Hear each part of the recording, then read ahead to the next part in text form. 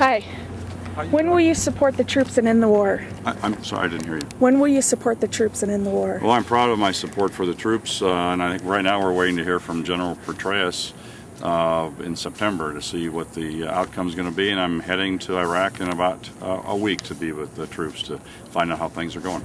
Meanwhile, how many more soldiers need to die before you wait on a report? Well, we want to make sure that our children are safe in this country. We want to make sure that we stop the terrorists because they'll stop at nothing to take away our way of life. And I think we should listen to the generals and the troops, not to the politicians.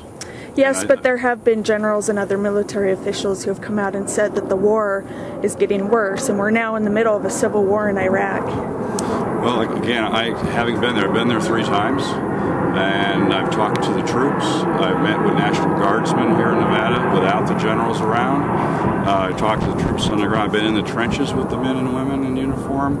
I've been in mortar attack with these troops, and they tell me that they believe that they're up for the challenge to win the war.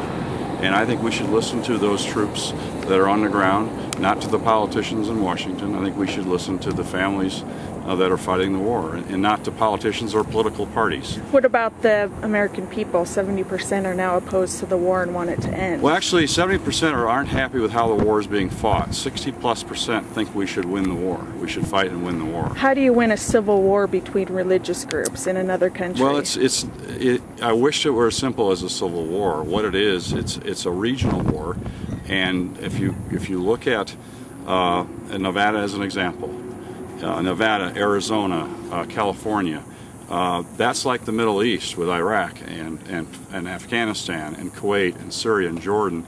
They're all a stone's throw away. Right now Iran is sending in equipment. It is not just a civil war. There are certainly always civil challenges, but I believe in our troops. I believe that our troops are being truthful with me because I'm in the trenches with them. I'm not listening to the politicians. I'm listening to the troops, and I wish that more folks could come along and visit these men and women in uniform that are fighting and believe in the cause. How many Iraqis have died in Iraq?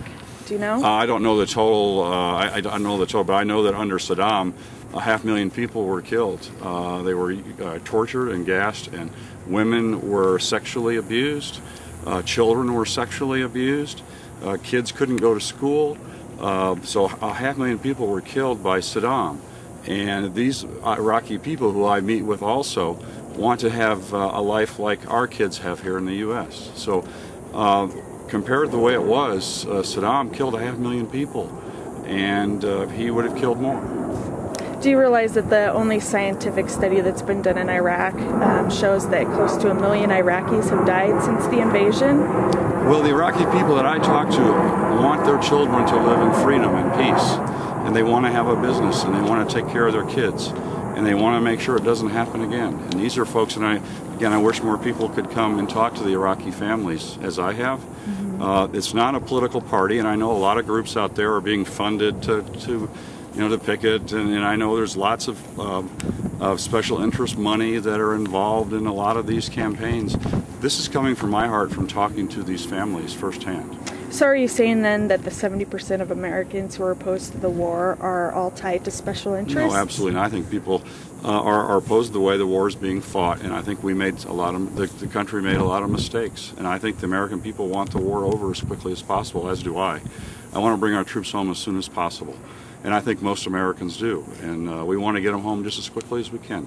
So what will you do in Congress to ensure that the troops are brought home? Well, I'm going there again firsthand to spend time with these troops to find out exactly how we're doing. And I'm not going to read it in a newspaper. I'm not going to watch a commercial on TV or listen to a newscast. I'm going there firsthand, and I think if I vote in support protecting America, I can be there firsthand to listen to the families. But what threat does Iraq pose to America? Well, the Islamic terrorists, their plan is to take over the world.